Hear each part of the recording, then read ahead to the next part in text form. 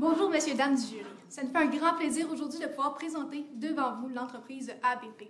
On le sait, et vous le savez certainement, votre entreprise, elle est polyvalente, elle fait des événements multiples partout dans beaucoup de régions et vous avez à cœur la valeur et la mission de votre entreprise. On sait aussi que vous ne vendez pas un produit, mais une expérience à vos clients. Donc nous, on a pris ça en considération et on va vous apporter la solution gagnante pour la problématique que vous nous avez apportée. Et on va s'adapter aux valeurs et à la mission de votre entreprise.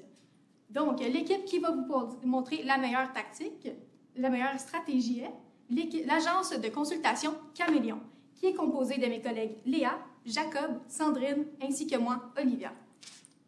Donc, pour l'ordre du jour, on va commencer par une brève analyse de votre entreprise, autant au niveau externe qu'interne. Ensuite, on va continuer avec notre fameuse stratégie, puis ensuite les découper en tactiques. Puis, on va ensuite terminer avec un budget et une belle synthèse de notre stratégie.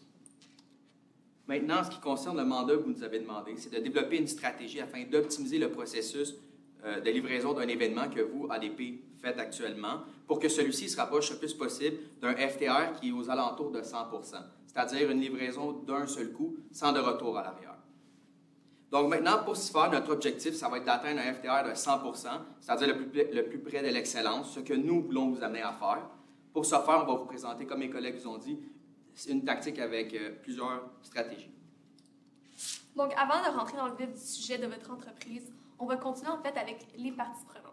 Donc, les parties prenantes, c'est en fait les sujets, les personnes dans votre entreprise qui vont prendre vraiment une grande part dans le changement. Donc, on a bien sûr la direction. La direction, ça peut encombrer une grande majorité de votre personnel en haut, en fait. Puis, ces personnes-là, la direction, en fait, vous amenez le changement, vous voulez le vivre, vous voulez que les stratégies fonctionnent. Donc, c'est sûr que vous êtes des gens qui sont super engagés. Au niveau, sinon, des clients. Les clients, eux, c'est ceux qui vont recevoir les produits. Donc, c'est sûr qu'au niveau satisfaction client, on cherche à avoir des stratégies on va venir les satisfaire, on va venir satisfaire leurs besoins. Puis, bien sûr, notre masse critique, c'est ceux qui vont vivre le changement. Puis, s'ils le vivent mal, ça va causer des effets très négatifs sur votre entreprise, puis sur les stratégies qu'on veut amener. Donc, c'est bien sûr les employés qui, eux, vont être autant au bureau que dans les manufactures, que dans les entrepôts, qui peuvent mal vivre le changement s'il est mal apporté. Donc, maintenant qu'on a couvert les parties prenantes, on va continuer avec l'état de la situation qui va vraiment les mettre en cause. Donc, par rapport à l'état de la situation, on vous a fait un petit tableau là, pour résumer, dans le fond, les forces qui vont vous pousser puis vous amener positivement dans l'avenir et les choses qui vous tirent vers le passé puis qui vous empêchent d'avancer. Donc, premièrement, on a la notoriété de votre marque. Vous êtes vraiment très connu, les gens vous apprécient dans le domaine. Donc, ça, c'est vraiment une force très forte pour votre entreprise.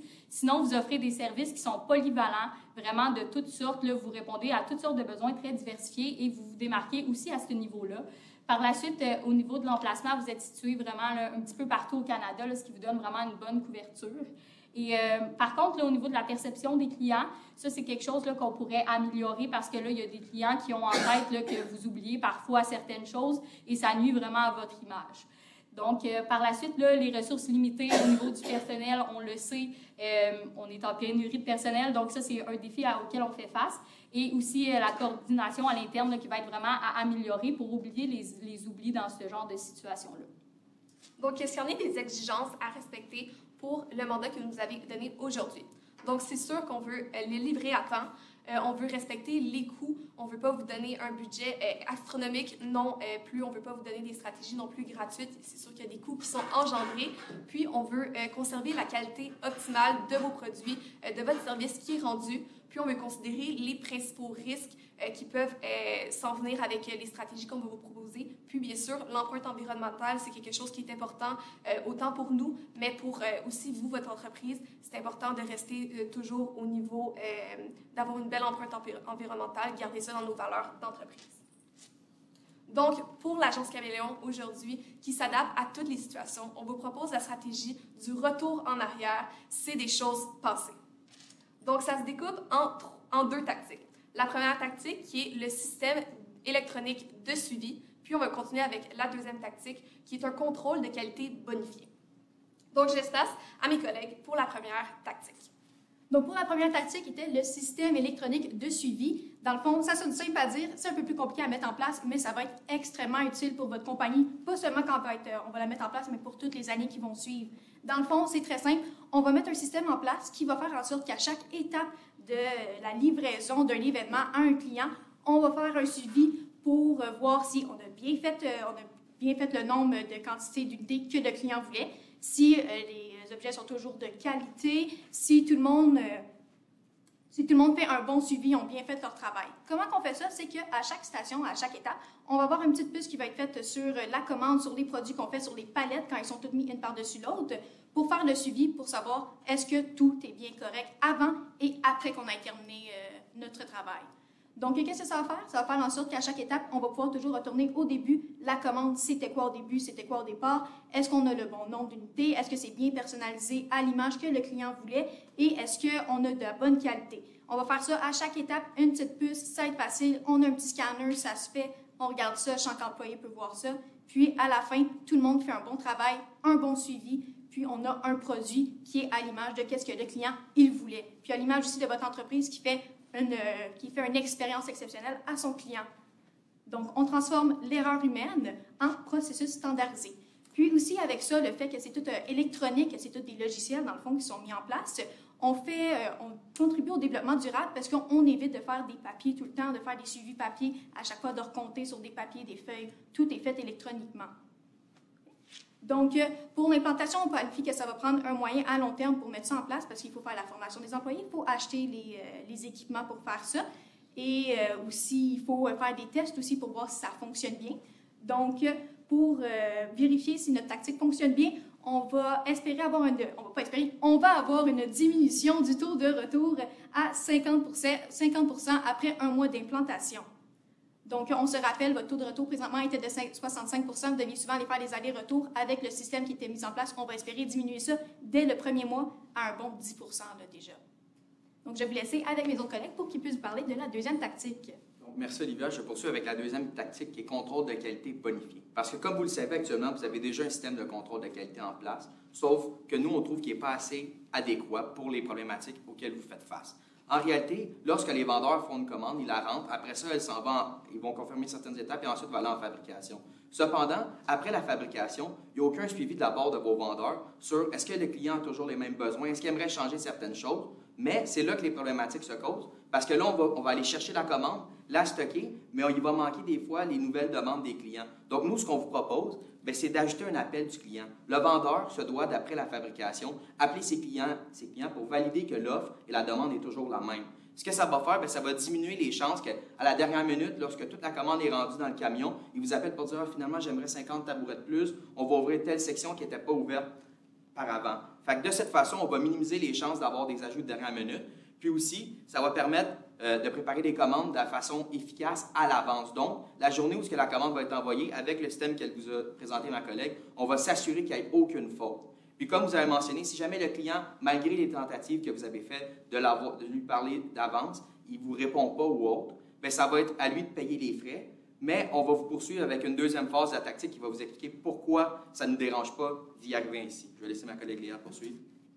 Donc, comme on vous l'a dit un petit peu plus tôt, nous, on est des caméléons, donc on s'adapte à tout. Donc, si le client, finalement, à la dernière minute, il y a une nouvelle idée, il veut avoir des nouveaux produits, bien, on va être capable d'y répondre. Pourquoi? Parce qu'on va charger, dans le fond, 5% d'unités supplémentaires dans le camion.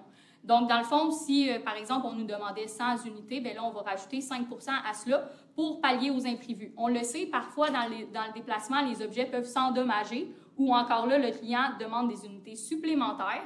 Donc, on pallie vraiment à tous ces risques-là.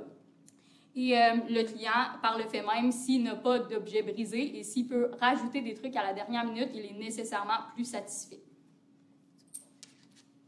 Donc, maintenant, pour ce qui est de l'implantation, on va avoir un échéancier à court terme, c'est-à-dire de 0 à 3 mois, où ce qu'on veut implanter cette nouvelle tactique-là. Pour ce qui est des KPIs, bien, ça va être de diminuer le taux des erreurs que les clients vont avoir fait, qui actuellement, si je ne me trompe pas, est à 16,5 %. Nous, on veut diminuer ça de 10 % pour l'amener à 6,5 %. Donc, une assez bonne diminution avec cet ajout-là, puis le suivi qu'on va faire. Donc, L'agence Caméléon vous propose en fait de venir faire un contrôle des risques. Donc, on a établi certains risques qui peuvent s'engendrer lors des tactiques quand on les met en œuvre. Puis, on a aussi planifié en fait des atténuations. Donc, le premier risque, c'est la résistance des employés à l'utilisation en fait du système d'information. On sait de nos jours, il y a des gens qui sont moins à l'aise avec tout ce qui est technologique. Des fois, le changement, ça peut se vivre difficilement. Donc, on vient faire en fait de la formation, on vient faire de la sensibilisation à ces employés-là, en fait à tous les employés qui vont avoir à utiliser ces systèmes d'information-là. Parce qu'on veut vraiment s'assurer que ce soit dès le départ super bien adapté pour eux, le changement, pour que toutes nos tactiques fonctionnent dès le départ. Ensuite, on a un deuxième risque qui est la non-utilisation des unités supplémentaires. Donc, c'est en fait, ces unités-là ne vont pas être utilisées par les clients. Ça se peut, des fois, leurs commandes sont parfaites, ils gardent ça sharp, mais dans le fond, puisque c'est en fait un risque quand même assez faible parce qu'on a en fait 5% qui est alloué supplémentaire à leur stock, donc c'est quand même une quantité faible. C'est quand même assez palliable pour eux si jamais on veut vraiment se protéger dans tout ça avec vous. Puis le troisième risque, en fait, c'est qu'il n'y a aucune réponse du client quand on vient l'appeler, que ce soit un appel ou que ce soit un envoi de email, de confirmation des stocks pour s'assurer qu'on a vraiment les bonnes commandes. Si on n'a pas de réponse, on a assez de temps, en fait, entre le processus de la fabrication jusqu'à l'emballage, par exemple. On a suffisamment de temps pour relancer le client pour vraiment s'assurer, parce que c'est vraiment un bonificateur pour vous de s'assurer que les commandes sont exactes pour ne pas avoir des problèmes qui vont amener des coûts supplémentaires. Puis, en fait, c'est la possibilité de toujours avoir un suivi avec les clients que ça va permettre, en fait, d'atténuer ce risque-là. Parfait. Donc, maintenant, pour la partie que tout le monde aime, combien ça va coûter cette stratégie-là? Bien, on a calculé, dans le fond, que pour la stratégie au complet, on va planifier un budget de 600 000 $. Comment on va diviser ça? Ça va être en pourcentage. Dans le fond, on va attribuer 65 % du budget pour la tactique du système électronique de suivi. Pourquoi? Parce que le plus gros de la raison d'insatisfaction de vos clients puis la raison des allers-retours des camions, c'est parce qu'il vous manque du stock, c'est parce qu'il y a un mauvais suivi, pas un mauvais suivi, mais il y a un suivi qui laisse un peu à désirer au niveau de votre entreprise. Donc, c'est très important, il faut on mise beaucoup sur le budget pour changer ça, pour diminuer ces pertes-là.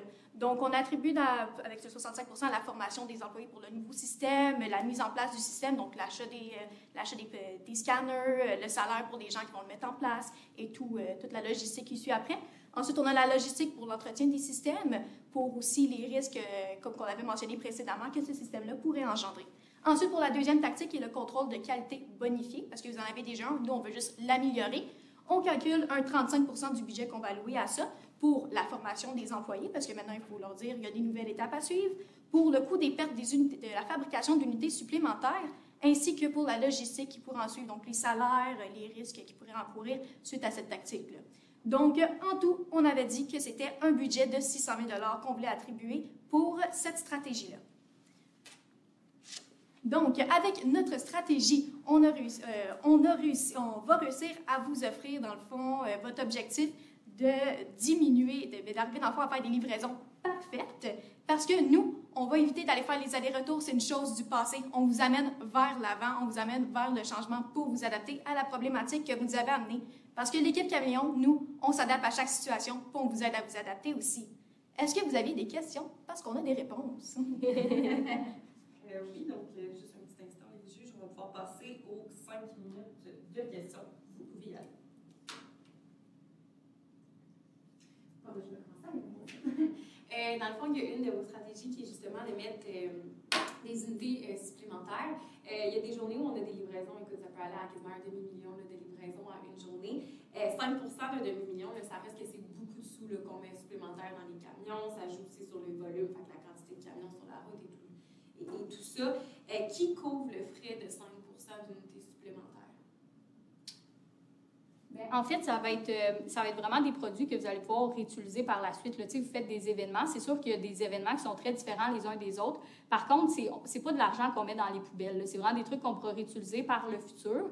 Mais également, là, c'est ça, 5 ça peut être très intéressant parce que justement, là, on a dit que parfois, dans les camions, il y a beaucoup de choses qui se brisent. Fait que c'est vraiment bon d'avoir comme une genre de marge de manœuvre pour s'assurer que le client ne se retrouve pas avec des objets cassés. On veut vraiment qu'il y ait 100 des objets qu'il a demandé pour son événement. Vous avez spécifié quelques endroits un délai pour l'atteinte des objectifs, mais on n'a pas vu le temps que ça prend pour la mise en place des solutions. Donc, les délais que vous avez mis pour l'atteinte des objectifs, c'est à partir du moment où c'est en place? Si je comprends bien votre question, c'est en fait plus au niveau de l'implantation des tactiques selon votre délai de, en fond, 1 an. Est-ce que c'est ça? Mais pour mettre en place les différentes stratégies que vous avez présentées, vous avez dit combien de temps que ça prendrait à atteindre l'objectif, mais c'est à partir de quand? Parce qu'on ne sait pas combien de temps ça va prendre de mettre en place les différentes tactiques. Ils sont dit à partir de dès maintenant, parce qu'on sera en mesure de vous présenter dès maintenant les tactiques pour les mettre en place. On calcule quand même que pour la mise en place, on avait, comme pour la première tactique, on avait dit que ce serait quand même un petit bout de temps, 6 à 12 mois pour la mise en place, parce qu'il faut former les employés, il faut acheter les équipements, il faut aussi faire des petits tests justement avec nos indicateurs de performance, voir si ça fonctionne réellement. Et pour la deuxième tactique, ça peut se faire quand même plus vraiment à court terme. C'est vraiment juste de faire la formation des employés, de leur dire c'est quoi qu'il faut faire de plus, puis aussi considérer que pour chaque commande, on va faire de la fabrication des équipements de plus. Donc, au niveau de la mise en place, c'est différent pour chacune des tactiques, mais au final, dans 1 an, ça devrait être mis en place, ça devrait tout être fonctionnel. Ça devrait vous durer pour très longtemps. Pour les recommandations, en tant que client, on aime bien avoir le choix. Là, je ne vois pas vraiment le choix. Est-ce que c'est du binaire, c'est 0, 1, on doit tout prendre ou on ne doit rien prendre? Qu'est-ce qu'il y a des morceaux qu'on peut déjà prioriser puis regarder le timeline? C'est quoi votre approche par rapport à ça? Est-ce que vous pouvez juste répéter la question? Je n'ai pas saisi à 100% les... Les recommandations que vous faites, est-ce qu'on les fait toutes? Il faut toutes les faire maintenant. Est-ce qu'il y a dans la stratégie d'implantation, c'est quoi? Oui, en fait, la première stratégie qu'on vous a proposée, c'est une stratégie qu'on va vraiment venir implanter plus tard, mais le temps de préparation, il est quand même, c'est dès maintenant pour être capable de l'implanter avant que le deadline arrive. Puis la deuxième tactique qu'on vous a présentée, elle est vraiment plus, on peut la faire davantage maintenant, ça prend moins de temps de préparation. Parce que vous dites dans le budget des 65-35, si moi je fais Pareto, je me dis, moi je vais mettre... Ouais. Est-ce que je mets dans quel morceau plus mon investissement pour avoir le retour plus rapide? C'est ça, l'investissement, il est plus grand pour la première tactique, mais ça reste que ça prend un plus long moment de préparation pour la mettre en œuvre. Donc, le moment, en fait, qu'on dit long et moyen terme, c'est vraiment au moment qu'on veut vraiment l'implanter, de sortir, en fait, que ce soit des scanners ou des choses comme ça. Les employés vont déjà être formés rendus là. Votre système de scanner, est-ce que vous avez réfléchi à un système en particulier que vous connaissez déjà ou c'est plus un genre de système de scanner qu'il va falloir build in-house par rapport à nous dans notre système qui existe déjà? Pour ce qui est des systèmes, on avait déjà pensé à quelques exemples qu'on avait côtoyés. Sinon, on avait les puces qui nous permettaient de détecter avec les ondes, si je ne me trompe pas, pour savoir les palettes étaient où, qu'est-ce qu'il y avait dans les palettes, s'assurer qu'on avait les bonnes quantités. Mais sinon, on avait aussi pensé à cette option-là, ou sinon de prendre les scans pour s'assurer en réalité avec un équipement électronique qu'il n'y ait pas de marge d'erreur. Parce que, comme on le voit actuellement, il y a des marges d'erreur, vu que c'est sûrement les humains qui comptabilisent. Fait que nous, en amenant comme les scans ou sinon les puces avec les ondes radio, ben, on éliminait la chance qu'il y ait de marge d'erreur.